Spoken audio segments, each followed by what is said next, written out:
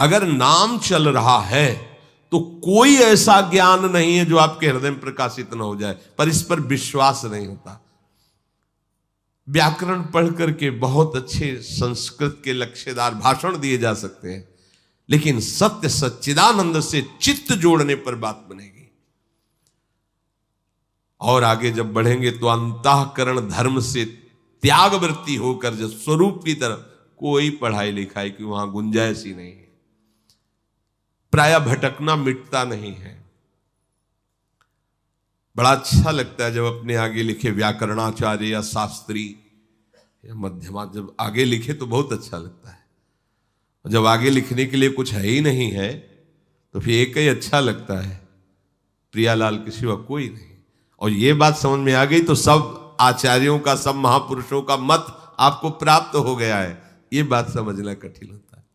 जिन्होंने कभी स्कूल नहीं देखा, पढ़ने नहीं गए, वो राम राम राम राम या एक ओम द्वि ओम तीन ओम ब्रह्म बोध संपन्न, उनकी वाणी और वेदांत के सूत्र मिला लो जाके, उनकी बोली हुई बात वेदांत में होगी, शास्त्रों में होगी, ढूंढ लो। क्यों? वो निरंतर नाम में रत है। बहुत ज्ञान, बहुत विद्या और संसार के ही भोगों में रति। क्या विद्या? विद्या पढ़ी कर तो फिरो औरन को अपमान, नारायण या विद्या नहीं, सब विद्या धूर समान। किस काम में आई? अनुस्मरेत, एक भी क्षण व्यर्थ मत करो, सबका सार है भगवद स्मरण। श्यामा श्याम के चिंतन में डूबे हुए हैं। नाम चिंतन, मंत्र चिंतन, वाणी गायन, अंदर ही वाणी गायन से शांत। तो बोले फिर क्या होगा, इसका परिणाम क्या होगा? फिर आपको कह रहे हैं जैसे योग मार्ग में होता है, शब्द कमलों का वर्णन आता है, जो इनको भेद करके वो फिर ब्रह्म को प्राप्त होता है। कुंडलनी जागरण, कई तरह की यौगिक चमत्कारमयी वृत्तियां वर्णन योग ग्रंथों में आता है। हम आपको अनुभव की बात कहते हैं, वो भी किए हैं, क्योंकि संन्यास मार्ग में चले तो नैष्ठिक ब्रह्मचर्य के समय था प्राणायाम, पद्मासन, संयम, नियम, जो जैसे गुरु कृपा से नाम में इतनी सामर्थ्य, बिना किसी प्राणायाम और पद्मासन लगाए अपने आप आपके जो चाहिए वो प्राप्त हो जाएगा। सप्त कमलों का भेदन, कुंडली का जागरण, सुषुम्ना नाड़ी का खुल जाना, ब्रह्मरंध्र से चिंतन होने लगना। आप जब अच्छे से भजन करोगे तो आप देखोगे यहां हल्का सा दर्द शुरू हो जाता है। यह आज्ञा चक्र कुतकुताहट से मीठी मीठी दर्द, जब आप अच्छे साधक होगे तो। अगर आपका ब्रह्मचर्य ठीक नहीं तो ये सब कहानी है, ये फिर केवल कथा सुन लो। अगर आप ब्रह्मचारी हैं, संयमी हैं और आप नाम जापक हैं तो आप देखना हल्का सा यहां आज्ञा चक्र में एक मीठा मीठा दर्द। वो ऐसा नहीं कि दुखद हो, पर वो एक ऐसा है, यहां एक वो शब्द है। जब यहां शुरू होगा तो आपकी दृष्टि जो है वो एकाग्र होने लगेगी, नासाग्र, बिना नासाग्र किए वैसा भार पड़ता है आनंद का कि वो नेत्र अपने आप ऐसे अर्धनिमीलित नेत्र होने लगते हैं। और फिर मंत्र यही ऐसे जैसे ऐसे प्रकाशित होता रहता है, बार बार बार बार।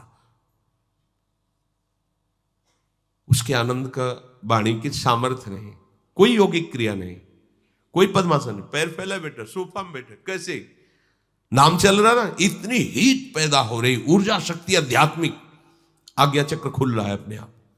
ये जो सप्त चक्रों का भेदन है, बिना किसी प्रयास, हम ये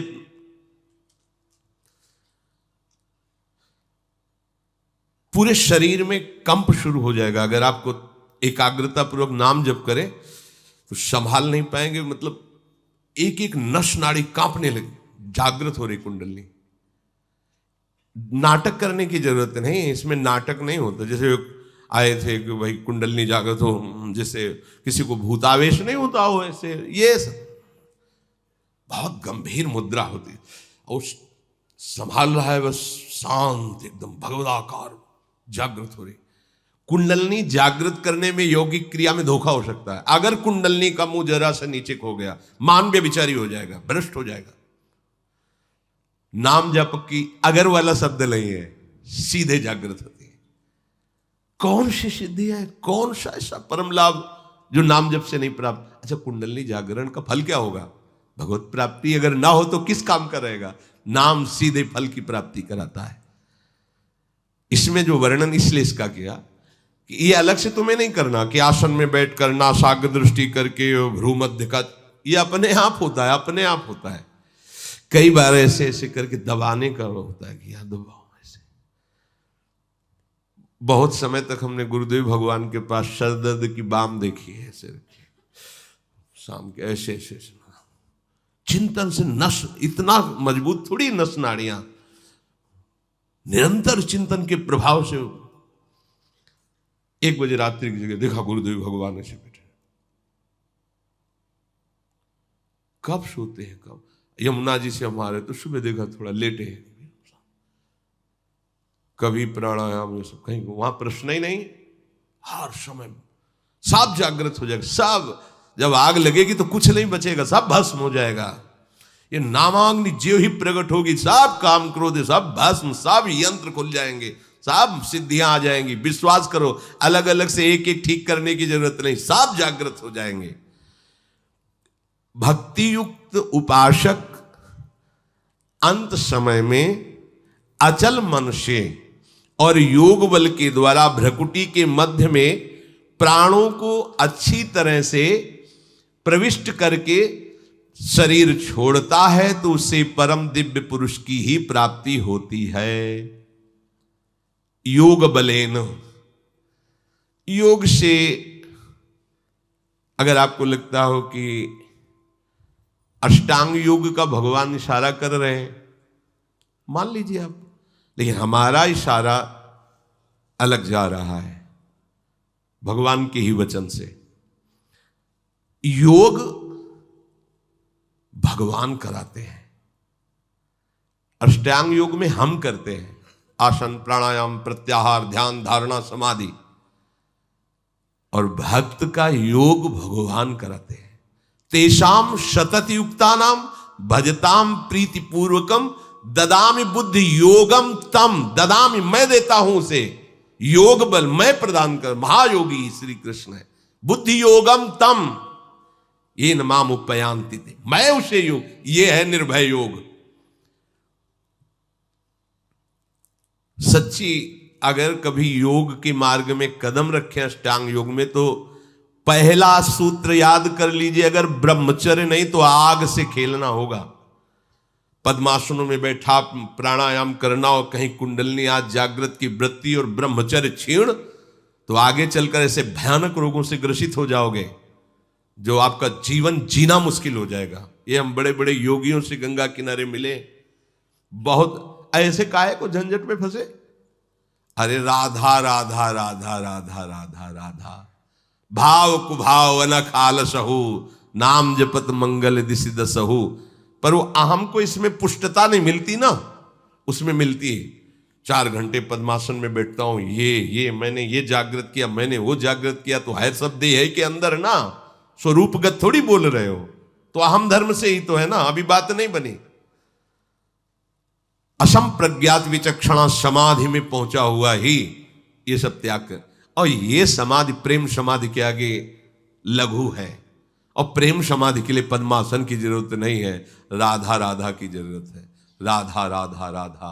उद्धव समस्त योगों की ज्ञाता है पर प्रेम योग का ज्ञान नहीं है। जब गोपी जनों से मिलते हैं तो कहते हैं तुम हमें योग सिखाने आए हो, भी तुम कुछ नहीं समझते कि योग किसको कहते हैं।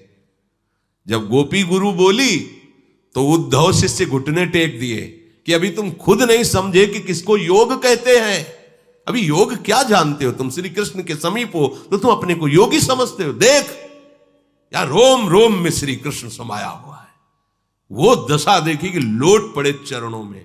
प्रेम योगी से बड़ा कोई योग नहीं होता, और ये प्रेम किसी साधन से नहीं मिलता, ये केवल नाम। प्रेम मूल यह नाम है। प्रेम का मूल क्या है? नाम है। प्रेमी रसिक जपत यह नाम, प्रेम मगन निज बन विश्राम श्री हरिवंश जहां रहा है। प्रेम प्रवाह परै मन सोई, तब क्यों लोक वेद सुधि होई। जब हरिवंश कृपा करी, अब व्रत संयम तब कौन कराए। प्रेम प्रवाह में बहता हुआ मन युगल सरकार की दिव्य लीलाओं में आप कौन